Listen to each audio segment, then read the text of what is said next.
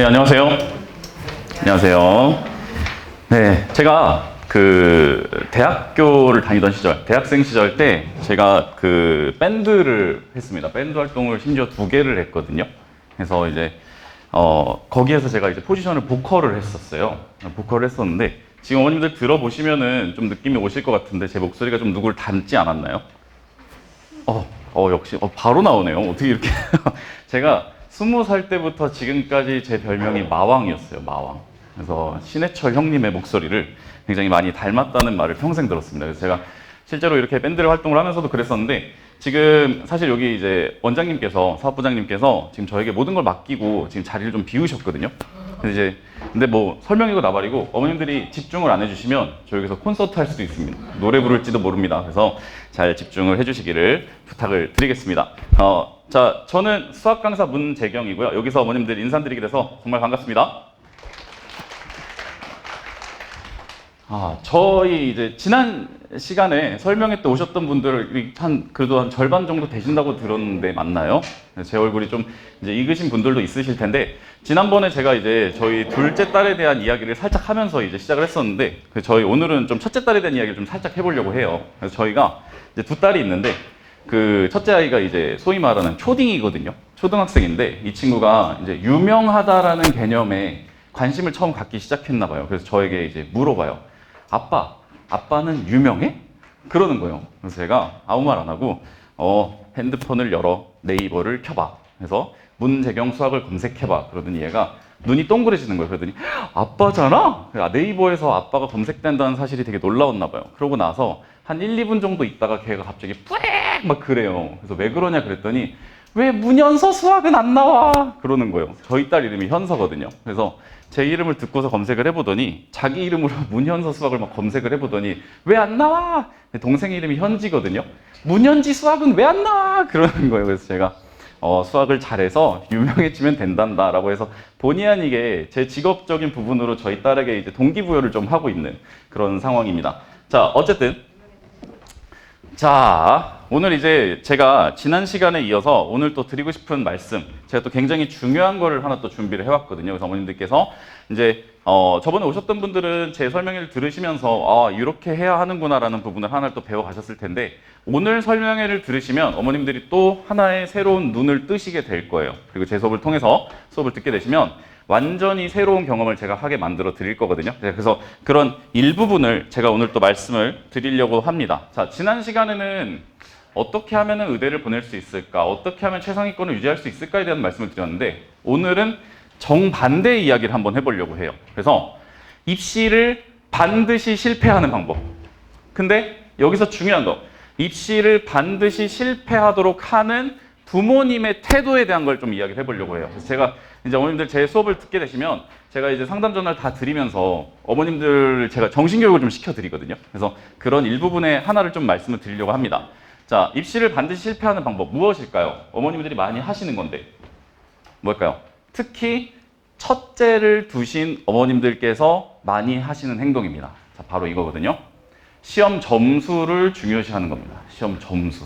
그러니까 이게 이제 무슨 말이냐? 잘 보세요. 자, 지금 중등 3년을 겪으면서 정말 최상의 아이들이 세 자릿수 점수를 굉장히 받는데 익숙해져 있는 부모님이 굉장히 많으십니다. 근데 제가 한 가지 조금 오늘은 저의 좀 아픈 손가락에 대한 이야기를 좀 하고 싶어요.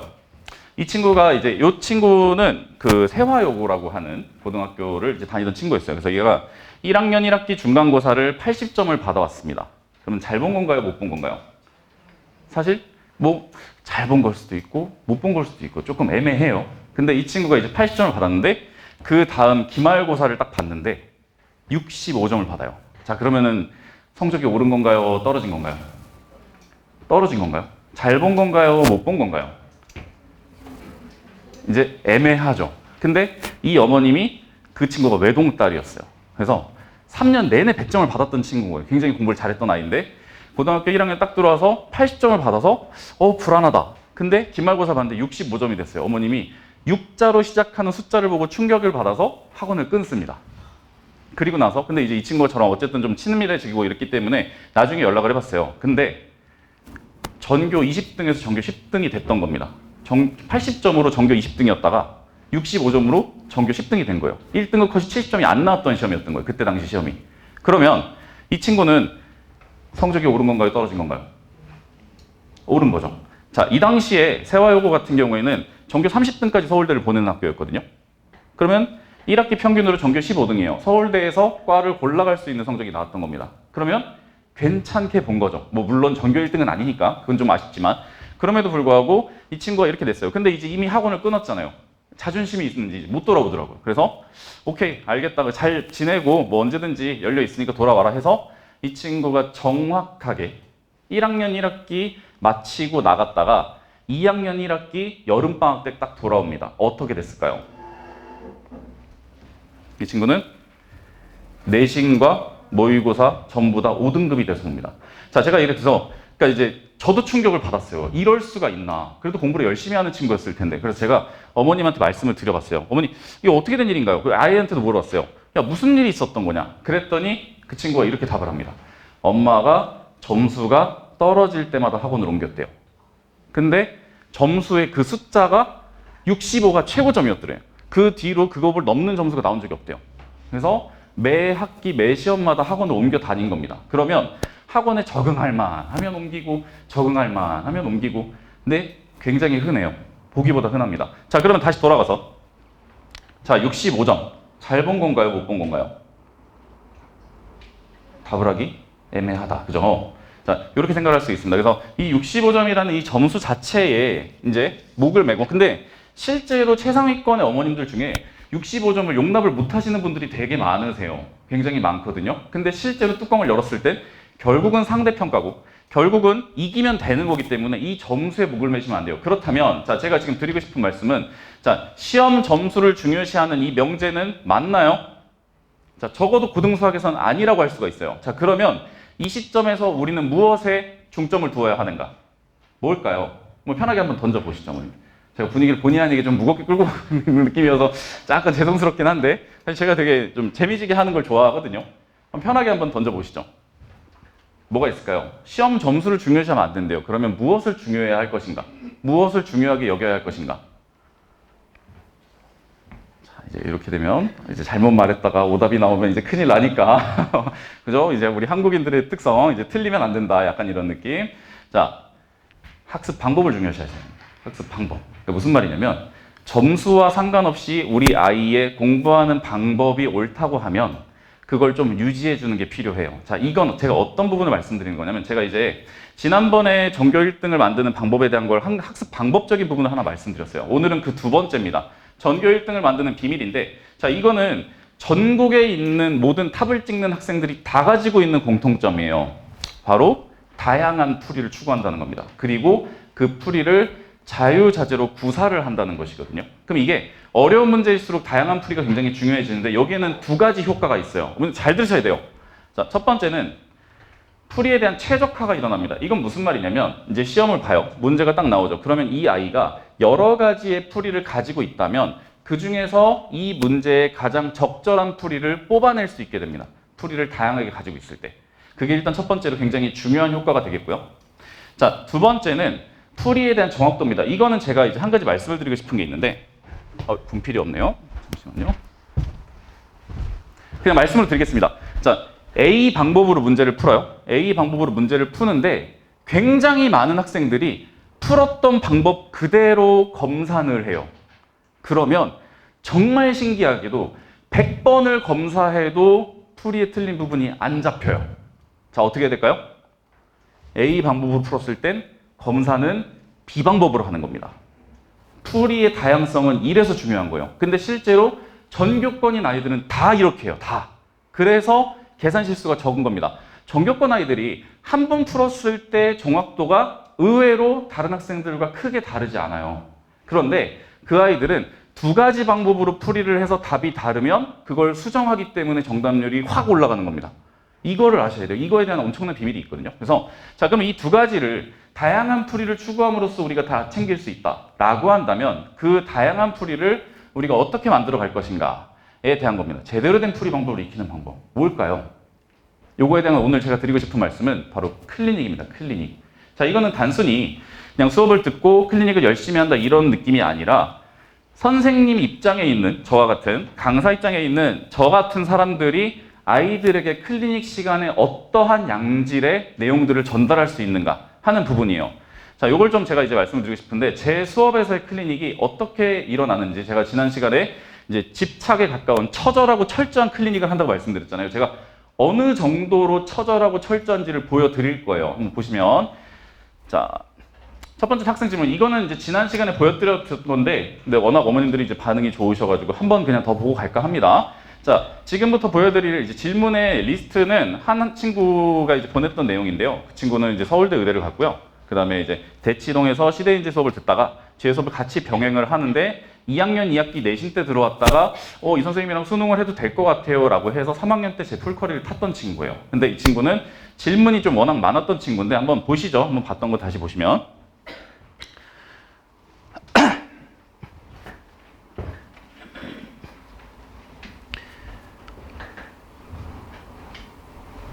자, 질문이 쏟아집니다. 이렇게 질문을 많이 보냈던 친구인데 이 친구가 지금 보여드렸던 이 내용은 이 학생이 저에게 하루에 보냈던 질문량이에요. 하루 동안에 요만큼의 질문을 던졌던 친구가 있어요. 근데 이제 요것만 제가 보여드리면 어머님들께서 뭐 했던 거 또 보여주고 이러네. 근데 제 입장에서 말씀을 드리면 사실은 물론 이 친구는 잊을 수 없는 친구긴 해요. 그럼에도 불구하고 저에겐 이게 일상입니다. 그래서 제가 최근에 있었던 걸 하나 가지고 왔어요. 어머님들 하나 보여드리려고. 자, 이 친구는 지금 2023년 10월 15일, 바로 지난주입니다. 바로 지난주. 지난주에 이제 있었던 클리닉 내용들을 제가 이제 또 한번 공유를 해드리려고 하는데요. 시간을 보시면 일요일이에요. 그래서 지금 제가 이제 보시면은 오전 12시 9분. 그러니까 새벽에 얘가 요거를 질문을 우다다다 보냅니다. 지금 이게 하나로 보이는데 요만큼이 한 문제예요. 요만큼이 한 문제입니다, 지금. 요거 한 문제. 이렇게 무더기로 사진을 찍어가지고 그룹으로 전송을 해놓고 선생님 다른 문제는 다 풀리는데 부교재에서 학교 부교재에서 이 문제들만 안 풀린다고 하고 그냥 보냈어요. 그러고 잤어요, 얘는. 그 다음날 제가 새벽에 12시에 보내놨는데 다음날 11시에 늦지막히 일어나가지고 이제 어떡하죠? 약간 이런 식으로 질문을 보내더라고요. 그래서 제가 보니까 제가 이제 방학 때 EQM 교재를 사용을 하는데 거기에 있었던 문제들이 대부분이더라고요. 그래서 제가 마침 이제 주말에는 제가 3학년 수업들을 좀 위주로 하다 보니까 시간이 많지는 않았습니다. 그래서 제가 이 친구한테 한번 각자 풀어보면 어떨까? 이거 방학 때 우리 풀었던 문제인데 이런 느낌으로 이야기를 했더니 이 친구가 이렇게 얘기를 하는 거예요. 선생님의 풀이가 보고 싶어서 질문한 문제입니다. 자, 밑에 보시면 학교에서 해설 영상이 있고 학교 선생님이 이미 풀이를 다 하셨대요. 그런데 제 풀이가 더 보고 싶어서 질문을 한 번 더 한다는 거예요. 그러니까 아이들이 풀이를 제 수업을 들으면서 중요시하게 된다는 걸 아실 수 있는 대목입니다. 그래서 제가 이제 수업은 지금 계속 있어가지고 좀 빡빡하다. 내일 돼서 보내줄 수 있을 것 같다. 그리고 다음 날이 됩니다. 이제 10월 16일 월요일이 됐죠. 그래서 저는 수업이 끝나자마자 밤 10시에 이제 집으로 달려가서 학생에게 질문을 우다다다다다다다다다다 풀이를 해서 보내줍니다. 이렇게 해서 이제 보내주고 이 친구는 사실은 2학년 1학기 마치고 제 수업을 합류했던 친구예요. 그때 당시에 들어왔을 때 얘는 4등급이었거든요. 근데 저하고 지금 보시면 알겠지만 얘가 이제 2학년 친구여가지고 수투하고 그 다음에 확통하고 이렇게 두 과목을 보는 친구였어요. 근데 확통도 지금 보면은 1학기 때 엉망진창이었다가 기말 2학기 돼가지고 확통 한 개 틀리고 지금 전교권 찍었습니다. 수투도 지금 이번에 굉장히 좋은 결과를 냈던 걸로 알고 있거든요. 그래서 이러한 변화는 결국은 풀이의 질적인 측면을 추구했을 때 일어난다라는 걸 말씀을 드리고 싶어요. 자, 이게 일단 학생들의 질문을 제가 어떻게 케어하는지 보여드리는 부분이고 사실은 이제 저의 진짜 무기를 좀 보여드릴게요. 자, 두 번째 과제 첨삭입니다. 제가 자부할 수 있어요. 전국에 이거 하는 사람 저 혼자밖에 없어요. 왜? 하다가 죽을 것 같거든요. 엄청 힘들어요. 아무나 못해요, 이거. 자, 보시겠습니다. 자, 뭐가 쌓여있는데요. 다시 봐도 좀 감동적이네. 자, 여기에 지금 종이가 더미가 있습니다. 종이가 많이 접혀 있네요. 저게 뭘 의미할까요?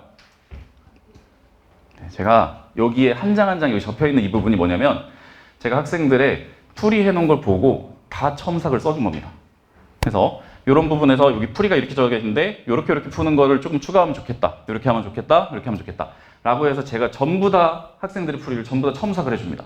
그리고 나서 제가 그 학생들의 과제물의 표지에 잘한 친구들은 이렇게 이제 굿, 오케이 이렇게 써주는데 이런 부분들 이런 거는 좀 고쳐야 된다. 이런 거 수정하고 이렇게 고치면 좋겠다. 라는 부분을 제가 한 명 한 명을 다 신경을 씁니다. 그래서 제가 사실은 이렇게 말씀드리면 어떨지 모르겠는데 등급이 좀 낮은 친구들을 하면 제가 이거 하다가 수업을 못할 정도가 돼요. 너무 많아서. 그래서 저는 어쨌든 상위권을 좀 할 수밖에 없는 상황이다. 왜? 한 명 한 명을 제대로 꼼꼼하게 완벽하게 봐주려면 그래야 하니까요. 그래서 제가 이렇게까지 관리를 하고 있다는 걸 좀 보여드리면 어머님들께서 아, 일단은 관리는 확실하겠구나 라는 부분은 생각하실 수 있을 것 같습니다. 자, 그래서 이제 저의 수업에 대한 커리큘럼과 이런 걸 좀 보여드리려고 하는데, 제가 이제 저 클리닉 그리고 저 이제 첨삭을 완벽하게 하려고 하면 이제 이렇게 시간표가 짜질 수밖에 없거든요. 한번 같이 보시겠습니다. 자, 일단 11월 달부터 겨울방학 전까지는 학생들이 이제 여기 학교를 가잖아요. 그래서 제가 학교를 안 가게 할 수는 없어서, 그래서 본의 아니게 5시에 부를 겁니다. 5시. 그래서 이제 수업 시간표는 6시에서 10시로 나갔지만 5시에서 10시 수업이라고 생각을 해주시면 좋을 것 같고요. 그래서 이 시간 동안에 클리닉하고 제가 이 시간 동안 이제 다 봐줄 겁니다. 그러면 이 클리닉을 하는 동안에 과제에 대한 것들은 제가 최대한 빠르게 다 확인을 하고, 못 본 건 제가 집에 가져가서 다 확인해서 가져올 겁니다. 그래서 완벽하게 첨삭이 되도록 만들어 드릴 거고요. 자, 이제 겨울방학입니다. 겨울방학엔 화요일, 목요일은 그냥 수학에 올인하는 날로 지정해 주시면 좋을 것 같아요. 그래서 화요일 날에 목요일 이 이틀 동안에는 고등수학을 아침에 수업을 할 겁니다. 그리고 나서 점심 식사를 하고요. 자, 우리 수능 기준으로 봤을 때 수학 영역은 100분을 시험을 치르죠. 그래서 100분, 100분씩 두 타임으로 클리닉을 넣을 거예요. 그럼 이 두 타임 동안 뭘 할 거냐? 학생들은 이제 이 앞 시간에는 문제를 열심히 풀겠죠. 그럼 그동안에 저는 그 학생들이 제출한 과제물을 전부 하나하나 읽어보고 2시간에 걸쳐서 제가 첨삭을 할 거예요.